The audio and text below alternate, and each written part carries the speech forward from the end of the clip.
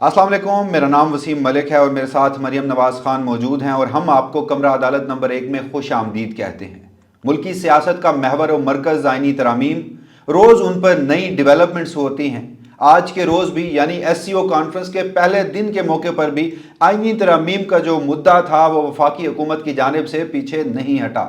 आज के रोज़ एक खसूसी कमेटी का जो इजलास है वो भी तलब किया गया था, जिसमें खासी गर्मा गर्मी भी हुई और वो इजलास अब दोबारा 17 अक्टूबर को तलब कर लिया गया है। जबकि कराची में बिलावल भुट्टो जरदारी ने अंदिया दिया है कि वो 18 अक्टूबर को आइनी तरामीम मंजूर कराएंगे और वहाँ पर वो दावा करते हैं कि जहाँ जो चार्टर ऑफ डेमोक्रेसी था 2006 में बीबी शहीद ने साइन किया था, तो हम उसके ऊपर अमल दरामद करेंगे।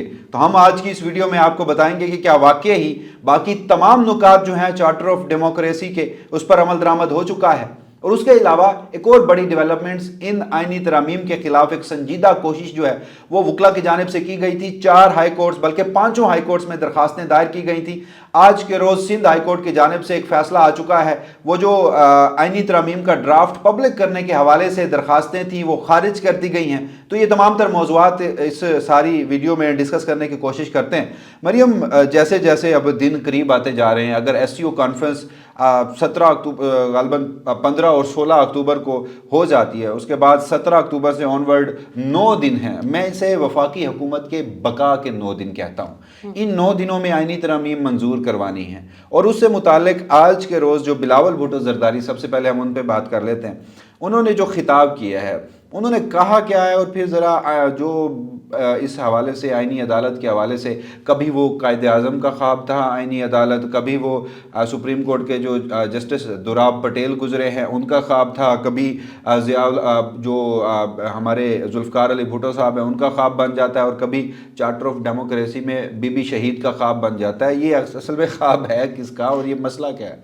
देखिए, ये ख्वाब सीधा सीधा इस वक्त की फ़ौजी इस्टेब्लिशमेंट का है और उसकी वजह ये है कि मौजूदा जो जजेस जिन्होंने कि आइंदा दिनों में कमान संभालनी है हमारे अदालती निज़ाम की, वो काफ़ी टक्कर दे चुके हैं मौजूदा जो इस मुल्क में राइज निज़ाम है उसको। मैं थोड़ा सा इसमें तस्दीक करना चाहता हूँ। देखिए, टक्कर नहीं दी, उन्होंने सिर्फ आइन और कानून पर चलने का एक असूली फैसला किया। हम उसको आम अल्फाज में टक्कर इसलिए कहते हैं क्योंकि इस मुल्क में किसी की हिम्मत ही नहीं होती उसके हवाले से बात करने की।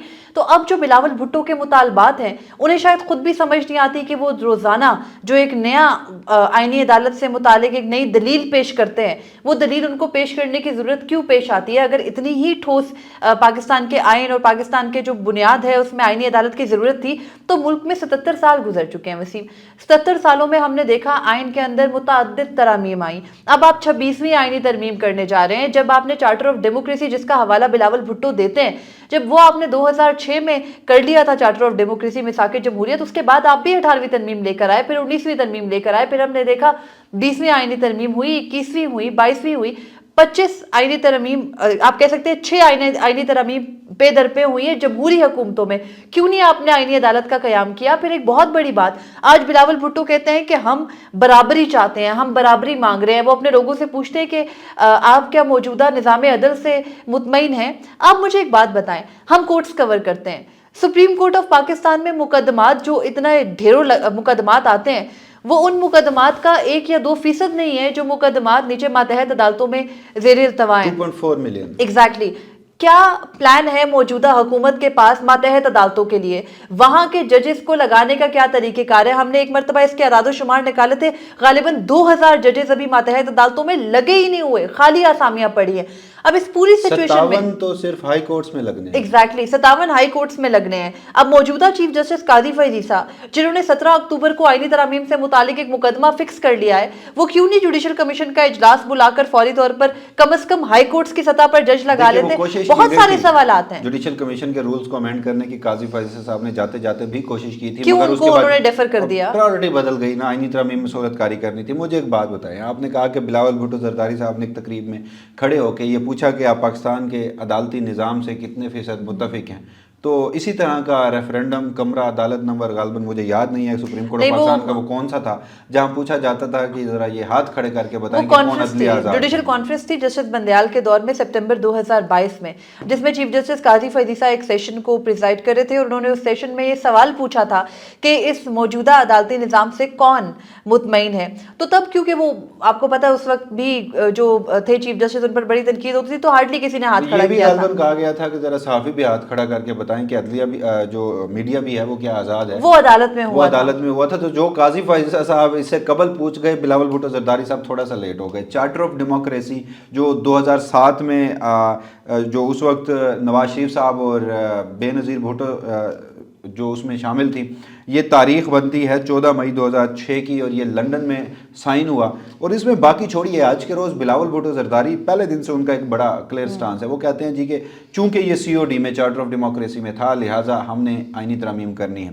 آج کے روز انہوں نے کہا کہ جو ہمارا وعدہ تھا، ہماری جو لیڈر ہیں بی بی شہید، انہوں نے آئینی ترامیم حوالے سے جو ایک معاہدہ سائن کیا تھا، تو اس کے اوپر ہم غالباً 18ویں آئینی ترامیم کا بھی انہوں نے حوالہ دیا اور دیگر اقدامات کا بھی، وہ تو ہم نے کر لیے.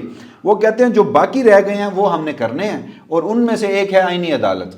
مجھے ذرا یہ بتائیں، میرے سامنے یہ COD موجود ہے، اس کا جو ایک اس کی جو شک ہے وہ میں ذرا آپ کے سامنے رکھتا ہوں. شک یہ ہے کہ معاہدے میں دو بڑی سیاسی جماعتوں نے، یعنی پاکستان پیپلز پارٹی اور پاکستان مسلم لیگ نون نے، اس عزم کا اظہار کیا کہ آئندہ وہ کسی فوجی حکومت میں نہ تو شامل ہوں گی اور نہ ہی حکومت میں آنے اور منتخب حکومت کے خاتمے کے لیے فوج کی حمایت طلب کریں گے. بلاول بھٹو زرداری صاحب اپنے دل پہ ہاتھ رکھ کے کہیں کہ جو ان کی والدہ محترمہ یہ چارٹر سگنیچر کر کے گئی تھی اس پہ عمل درآمد ہو رہا ہے. ایک اور سنیے، یہ بھی تھا کہ چارٹر آف ڈیموکریسی میں سفارش کی گئی تھی کہ فوج اور عدلیہ کے تمام افسروں کو اس بات کا پابند کیا جائے گا کہ وہ ارکان پارلیمنٹ کی طرح اپنی جائیداد اور آمدنی کے سالانہ گوشوارے جمع کرائیں.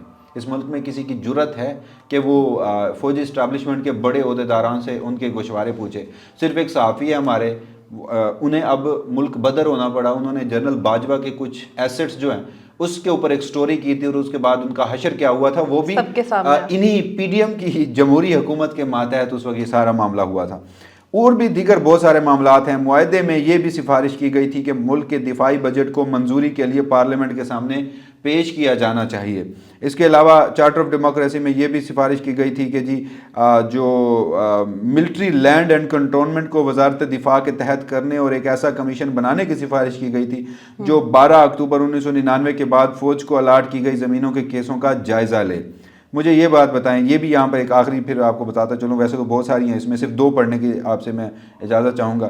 ایک اور شک اس میں یہ شامل کی گئی تھی کہ ایک ایسی کمیٹی بنائی جائے گی جو فوج اور خفیہ اداروں میں وسائل کے ضیاع کو روکنے کے بارے میں سفارشات مرتب کرے گی. کسی میں جرت ہے بلاول بھٹو زرداری صاحب ایک بیان بھی دے سکتے ہیں. اچھا، اس کے علاوہ انہوں نے ایک بات کہی تھی، آپ کو یاد ہے آسما جہانگیر کانفرنس ہوئی تھی اور اس میں وہاں پر کچھ نعرے لگے تھے، اور بلاول بھٹو زرداری صاحب نے وہاں کھڑے ہو کے یہ کہہ دیا تھا کہ ہمارے سامنے آپ احتجاج کیوں کرتے ہیں، جن کے سامنے کرنا چاہیے آپ کو جا کر وہاں آپ احتجاج کریں. بلاول بھٹو زرداری صاحب اگر ابھی اسلام آباد نہیں پہنچے تھے، آصف علی زرداری صاحب نے اپنے صاحبزادے کی وہ جو ایک سٹیٹمنٹ تھی اس کو کنڈیم کر دیا تھا. پھر ایک اور اس میں شک تھی، وہ یہ تھی کہ جو ISI ملٹری انٹیلیجنس اور دیگر تمام خفیہ ایجنسیوں کو منتخب حکومت کے ماتحت بنانے اور تمام خفیہ اداروں کے سیاسی شعبے ختم کرنے کی سفارش کی گئی تھی. مطلب اب دیکھیے یہ جب ہم پڑھتے ہیں تو لطیفے لگتے ہیں. یہ وہ تھے جو بی بی شہید سگنیچر کر کے گئی تھی. بلاول بھٹو زرداری صاحب میں اگر تھوڑی سی کچھ اگر جرت ہے تو اس جرت کا مظاہرہ کرتے ہوئے اس چارٹر آف ڈیموکریسی پہ عمل کروائیں اور اس کے بعد چاہے آئینی عدالت بنائیں. وسیم، یہاں پر یہ چیز ہمیں نہیں بھولنی چاہیے کہ بی بی شہید نے اس کے اوپر سگنیچر کیا 2006 میں. 2007 میں جب وہ پاکستان آئی تو اس سے پہلے وہ دبئی میں ہی ایک فوجی عامر کے ساتھ بیٹھ کر ایک معاہدہ طے کرائی تھی، اور جس کے بعد وہ حکومت عمل میں آئی تھی. تو کہاں کا مساق جمہوریت، اور اس مساق جمہوریت کی جن شکوں کے اوپر دل چاہا جس حکومت کا ان پر عمل کر لیا. اسی مساق جمہوریت کے بعد آپ نے درست فرمایا کہ 2007 میں ہی مشرف سے دبئی میں خفیہ ملاقات محترمہ بے نظیر بھٹو مرحومہ کر چکی تھیں. اور اس کے بعد نواز شریف صاحب بناتے ہیں ایک آل پارٹیز کانفرنس جس میں پاکستان پیپلز پارٹی اس کا بائیکاٹ کر دیتی ہے، تو جس کے بعد نواز شریف صاحب نے ایک اور الائنس بنایا پیپلز پارٹی کو اس میں سے ایکسکلوڈ کر کے. تو یہ تو اس کی ٹوٹل اوقات ہے اس جو سگنیچر کیا گیا تھا اس تمام تر معاملے پر. کوئکلی ہم اچھا میں ویسے مجھے ایک بات بتائیں، چارٹر آف ڈیموکریسی 73 کے آئین سے کوئی بڑا ڈاکومنٹ ہے؟ بالکل چند سیاسی جماعتوں نے بیٹھ کر اپنے مفاد کی خاطر 20 سال کی ایک سخت لڑائی کے بعد اور ڈکٹیٹرز کے ہاتھوں مکمل ملک بدر رہنے کے بعد اس کو سائن کر کے ملک میں واپس آنا بہتر سمجھا. آپ کو لگتا ہے کہ یہ چارٹر آف ڈیموکریسی ہمارے 73 کے آئین کے اوپر کسی بھی طرح سے سبقت رکھتا ہے؟ چارٹر آف ڈیموکریسی نہ تو آئین کا جو فنڈامنٹل ہے جو ٹرائیکاٹمی آف پاور ہے اس سے بڑھ کے ہے. جو چارٹر آف ڈیموکریسی ہے نہ تو وہ بنیادی انسانی حقوق سے بڑھ کر ہے. چارٹر آف ڈیموکریسی کانسٹیٹیوشن کے فنڈامنٹل سے بھی بڑھ کے نہیں ہے اور charter of democracy independence of judiciary سے بھی بڑھ کے نہیں ہے. مگر مجھے آپ ایک بات بتا دیں آپ کوئکلی کہ گزشتہ روز ہم نے دیکھا کراچی میں غالباً وہ مظاہرے ہو رہے تھے پریس کلب کے باہر، بڑے ہی کربناک مناظر تھے. خواتین کو سندھ پولیس اس طرح سے گھسیٹ کر گرفتار کرے گی، یہ بھی چارٹر آف ڈیموکریسی میں لکھا گیا تھا اور اس معاہدے کے اوپر بھی محترمہ بے نظیر بھٹو صاحبہ سگنیٹری تھی. دیکھیے سندھ میں ہمیشہ ہی وسیم، اگر ہم ان واقعات کو کوٹ کرنا شروع کریں تو شاید دن ختم ہو جائے گا، کئی دن ختم ہو جائیں گے، واقعات ختم نہیں ہوں گے. جس طرح بدترین بنیادی انسانی حقوق کی پامالی ہے نہ صرف سندھ میں، پورے ملک میں. لیکن بات صرف یہاں پر اتنی ہے کہ آپ کو موجودہ دور میں ان دنوں میں خاص طور پر 25 اکتوبر سے پہلے چارٹر آف ڈیموکریسی کی اتنی سخت یاد کیوں آ رہی ہے؟ جب آپ کو ایک جج کو ہٹانے کا لکھا تھا چارٹر آف ڈیموکریسی کے اندر کہ جو جج آئین اور قانون کے مطابق چل رہے ہوں، جو جج فوجی اسٹیبلشمنٹ کی منشا پر نہ چل رہے ہوں، جو جج خفیہ ایجنسیوں کی مداخلت کے حوالے سے آواز اٹھا رہے ہوں، ان کو باہر نکالنے کے لیے چارٹر آف ڈیموکریسی کو بنیاد بنا کر آپ نے کبھی بھی آئینی ترامیم کر لی نہیں؟ کس قسم کی، میں تو اسے منافقت کے سوا کچھ بھی نہیں کہوں گی. بلاول بھٹو زرداری صاحب جتنا لوگوں کو کنونس کر رہے ہیں اس سارے معاملے پہ، اب ہمیں کیا پتا ایک ایسا چارٹر آف ڈیموکریسی جو اس وقت سائن ہوا ہو جو صرف بلاول بھٹو زرداری کو بعد میں ملا ہو، جو پبلک ڈومین میں آیا تھا اس میں نہ ہو، اور اس چارٹر آف ڈیموکریسی کی ایک شک ایسی ہو کہ ایک وقت آئے گا کہ قاضی فیصل صاحب جو ہیں اس ملک کے چیف جسٹس ہوں گے اور اس کے بعد انہیں ان کی ریٹائرمنٹ سے پہلے آئینی عدالت کا سربراہ بنایا جائے گا، اور اس میں یہ بھی لکھا ہو کہ قاضی فیصل صاحب جو ہیں وہ اس نظام کی گارنٹی ہوں گے جو 8 فروری کے متنازع انتخابات میں سہولت کاری کریں گے، پری پول ریگنگ پوسٹ پول ریگنگ میں اپنی پوری سہولت کاری دیں گے، اس ملک کی فوجی اسٹیبلشمنٹ کی بی ٹیم کا کردار ادا کریں گے. ہمیں کیا پتا کہ یہ سب اس معاہدے میں لکھا ہو جس کی کاپی بلاول بھٹو زرداری صاحب کے پاس ہو. پبلک ڈومین والے معاہدے میں تو ایسا کچھ نہیں ہے. مجھے ذرا دوسری اس سٹوری کے اوپر ہم بات کر لیتے ہیں. ہم سندھ ہائی کورٹ کے فیصلے کے اوپر جانے سے پہلے اس حوالے سے بات کر لیتے ہیں کہ آئینی ترامیم کی کوشش ہو رہی ہے وسیم، آئینی ترامیم کے حوالے سے بہت باتیں ہو رہی ہیں، یا ہم اس کو سندھ ہائی کورٹ کے فیصلے کے بعد بات کر لیتے ہیں. سندھ ہائی کورٹ نے ناظرین آج ایک فیصلہ دیا اور وہ حکم نامہ ہے جو آئینی ترامیم کا مسودہ پبلک کرنے سے متعلق ہے. سندھ ہائی کورٹ کے چیف جسٹس جسٹس شفیع صدیقی اور ان کے ساتھ بیٹھتے جسٹس جواد اکبر سروانہ، ان دونوں ججز نے ڈویژن بینچ نے سندھ ہائی کورٹ کے بیٹھ کر یہ جو آئینی ترامیم کا مسودہ ہے اسے پبلک کرنے، اس کو 6 ہفتے کے لیے پبلک سے آرا لینے کے لیے جو ہے وہ جو درخواست تھی اس کو سنا. اب اس درخواست میں بڑی زبردست جو ہے وہ آبزرویشنز دے رہے ہیں سندھ ہائی کورٹ کے چیف جسٹس. وہ کہہ رہے ہیں کہ ہمارے سامنے جو درخواست گزار تھے، وکیل تھے، وہ اپنا کیس پیش کرنے میں مکمل طور پر ناکام رہے. آگے بڑھ کر وہ کہتے ہیں اس درخواست کو مسترد کرتے ہوئے کہ پارلیمان میں منتخب نمائندے بیٹھے ہیں اور وہ منتخب نمائندے آئینی ترامیم کرنے اگر جا بھی رہے ہیں تو اس وقت کوئی آئینی ترمیم ہوئی نہیں ہے. آئینی ترمیم کا جو طریقہ کار ہے وہ آرٹیکل 70 سے 77 تک آئین پاکستان میں درج ہے، اور آئین پاکستان کے آرٹیکل 70 سے 77 میں کہیں نہیں لکھا کہ آئینی ترامیم کے مسودے کو پبلک کرنا ہوگا، کیونکہ آلریڈی پارلیمان کے اندر منتخب نمائندے بیٹھے ہیں. اس کے بعد جج صاحب آگے بڑھتے ہوئے یہ بھی کہتے ہیں کہ عدالتیں اپنے آپ کو اس قسم کے معاملات میں نہیں الجھاتی کیونکہ یہ پارلیمان کی بالادستی کا معاملہ ہے اور یہ پارلیمان نے فیصلہ کرنا ہے. اور پھر آخر میں وہ یہ کہتے ہیں کہ اس درخواست کو ان ٹرمز کے اوپر مسترد کیا جاتا ہے، اور یہاں پر انہوں نے یہ طے کر دیا کہ کس طرح سے عدالتوں کو جو موجودہ آئینی ترامیم ہیں ان میں مداخلت ان کی نہیں کرنی. وسیم، چیف جسٹس قاضی فیض عیسیٰ نے 17 کو ایک سماعت جو ہے وہ مقرر کی ہے جو کہ آئینی ترامیم سے متعلق ہے. ہم دونوں کو پتا ہے کہ آئینی ترامیم کا جو یہ معاملہ ہے اس میں چیف جسٹس قاضی فیض عیسیٰ کا آپ کہہ سکتے ہیں کہ بینیفیشری یا سٹیک وہ کیسے بن رہے ہیں، براہ راست ان کا کنفلکٹ آف انٹرسٹ کیا، ہم اس بارے میں بہت بات کرتے ہیں، ابھی نہیں کرتے. اب ہم آگے بڑھیں تو ہمیں پتا ہے کہ جو یہ حکم نامہ آ گیا ہے اسی کی ایک ایکسٹینسو فارم سپریم کورٹ سے بھی آنی ہے، along with کہ وہ عابد زبیری وغیرہ ہیں، تو چیف جسٹس قاضی فیصل نے ان کے بارے میں بھی سخت آبزرویشنز دینی ہے، ساتھ جسٹس بندیال کے اوپر بھی تنقید کرنی ہے جو ان کی عادت ہے۔ اب آپ مجھے یہ بتائیں کہ اس قسم کا حکم نامہ آنے کے بعد آئندہ ہفتے کا منظر نامہ کیا ہوگا، اور آئندہ ہفتے کے منظر نامے کے ساتھ نمبر گیم کیا ہے، اور اس کے علاوہ 25 اکتوبر کے بعد کیا ہو سکتا ہے؟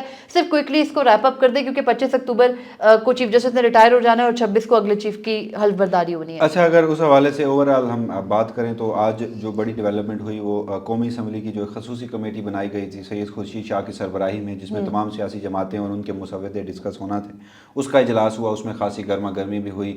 جو پی ٹی آئی سے وابستہ بیرسٹر علی ظفر تھے اور ان کے ساتھ غالباً اسد کیسر صاحب موجود تھے، انہوں نے کہا کہ مزید وقت دیا جائے، جس پر راجہ پرویز اشرف صاحب جو خود فارم 47 سے جیت کے اسمبلی میں پہنچے ہوں گے، وہ خاصا برہم ہوئے اور انہوں نے اس بات پر کہا کہ یہ نہیں ہو سکتا، وقت بہت کم ہے۔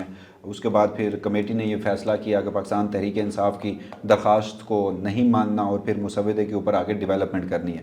تو پھر بظاہر ایک تو سب کمیٹی کا بھی اجلاس ہے، اور اب اچھا ایس سی او کانفرنس ہو رہی ہے۔ اعظم نذیر تارڑ صاحب کی ذمہ داری یہ لگی ہے کہ وہ ان 2 دنوں میں بھی سب کمیٹی کا جو اجلاس ہے اس میں بیٹھ کر اس تمام جو مسودے جمع ہوئے ہیں ان مسودوں کے اوپر اتفاق رائے پیدا کریں گے۔ لیکن آج اسی سب کمیٹی کے اجلاس میں ہماری اطلاعات یہ ہیں کہ مولانا فضل الرحمان کی جماعت جمعیت علماء اسلام فضل الرحمان نے آئینی عدالت کے اوپر انہوں نے کہا ہے کہ وہ کسی صورت حکومت کا ساتھ نہیں دیں گے۔ وسیم مولانا نے تو یہ بھی کہا ہے بینچ جو ہے، دیکھیے وہ مولانا کے وہ جو ایک کراچی کی پریس ٹاک تھی، وہ ایک لارجر پرسپیکٹو میں تھی۔ ٹائم بائنگ ٹیکٹس مولانا جو ہیں وہ استعمال کر رہے ہیں، مجھے ذاتی طور پر یہ لگتا ہے۔ مگر اطلاع یہ ہے کہ سب کمیٹی میں جے یو آئی ایف نے کہا کہ آئینی بینچ کے اوپر تو ہم آپ کا ساتھ دے سکتے ہیں، مگر آئینی عدالت کے ساتھ جمعیت علماء اسلام نہیں جائے گی۔ اب دوبارہ کمیٹی کا جو اجلاس ہے وہ 17 کو بلا لیا گیا ہے۔ بلاول بھٹو زرداری صاحب 18 کو عندیہ دے چکے ہیں کہ وہ اس حوالے سے کارساز واقعہ جس دن محترمہ کے اوپر ایک بلاسٹ ہوا تھا ان کی شہادت سے پہلے، جب وہ وطن واپس لوٹی تھی، تو وہ کہتے ہیں کہ اس دن ہم عوام کو تحفہ دیں گے 26ویں آئینی ترمیم کی صورت میں۔ تو اب منظر نامہ یہ بن رہا ہے کہ 17 کو اجلاس ہوتا ہے تو 17 کو بھی مجھے کنسنسس تو ہوتا ہوا نظر نہیں آ رہا۔ یہ کنسنسس محض ڈرامے بازی ہے۔ ڈے انہیں یہ احساس ہوا، اسٹیبلشمنٹ نے آ کے بتایا کہ ہم نے اپنا کام کر دیا ہے، نمبر گیم ہمارا پورا ہو چکا ہے، ہماری خفیہ ایجنسیوں نے لوگوں کے گھروں میں گھس کر ماؤں بہنوں بیٹیوں کا تقدس پامال کر کے لوگوں کو اغوا کر کے پی ٹی آئی کے ایم این ایز کو اور سینیٹرز کو منوا لیا ہے۔ تو اگلے دن ہی وہ ڈرافٹ وہ پھر مولانا کا ڈرافٹ، پیپلز پارٹی کا ڈرافٹ، مسلم لیگ نون کا ڈرافٹ، یہ سب پیچھے رہ جانے ہیں، اور وہ جو ڈرافٹ جو اصل میں بنا تھا وہ سامنے آنا ہے اور اس کے اوپر ووٹنگ کروائی جانی ہے۔ یہ تو ہو گئی اس وقت کی صورتحال۔ مگر ہماری اطلاعات یہ ہیں، نمبر گیم کی اگر بات کی جائے، 1 درجن سے زائد پی ٹی آئی اور جمعیت علماء اسلام کے ایم این ایز چاہیے، آدھے درجن سے زائد جو ہے وہ سینیٹرز چاہیے۔ تو سینیٹر غالباً 2 سے 3 مینج ہو چکے ہیں پاکستان تحریک انصاف کے ایم این ایز جو ہیں وہ بھی 2 سے 3 ایسے ہیں جو اسٹیبلشمنٹ کے جو ذرائع ہیں وہ دعویٰ کرتے ہیں کہ وہ ان کے ساتھ رابطے میں ہیں۔ حکومت کے پاس 224 میں سے 217 کا فگر کہا جا رہا ہے اطلاعات کے مطابق کہ پورا ہے، لیکن سٹل فیصلہ تب ہونا ہے جب وہ ووٹنگ کے لیے فلور پہ آئیں گے، ووٹ کرے نہ کرے ثواب دید ان کی ہے۔ تو ابھی تک ایسی میں ابھی تک اپنے اس موقف پہ قائم ہوں کہ مجھے یہ آئینی ترامیم جو ہیں وہ ہوتی ہوئی دکھائی نہیں دے رہی۔ اور 25 کے بعد کا جو آپ نے منظرنامہ پوچھا، 25 کے بعد کا منظرنامہ یہی ہوگا کہ جو نبض ہے وہ جسٹس منصور علی شاہ کے ہاتھ میں ہوگی، اور پھر مجھے لگتا ہے کہ چاہے اس ملک کی فوجی اسٹیبلشمنٹ ہو یا وفاقی حکومت، وہ جتنی بھی کوشش کر لے، ایٹ لیسٹ اس طرح کی جو خوفناک امینڈمنٹس ہیں وہ تو نہیں ہوں گی۔ بالکل، ملک میں اور بھی بہت ساری اس طرح کی خبریں اور چیزیں چل رہی ہیں جن سے ہمیں انسٹیبلٹی نظر آ رہی ہے، اور اب دیکھنا ہے کہ جو اگلے دن رہ گئے ہیں، جنہیں آپ کہہ سکتے ہیں کہ 8 سے 9 ورکنگ دن، یہ بہت اہم ترین ہونے والے ہیں، لیکن اگین اس سے حکومت کو پسپائی ہی حاصل ہوگی۔ دیکھتے ہیں آئندہ آنے والے دنوں میں کیا ہوتا ہے۔ مزید اپڈیٹس پہ آپ کے سامنے رکھیں گے۔ مجھے اور وسیم ملک کو دیجیے اجازت، اللہ حافظ۔ اپنے فیڈ بیک سے ضرور آگاہ کیجیے گا۔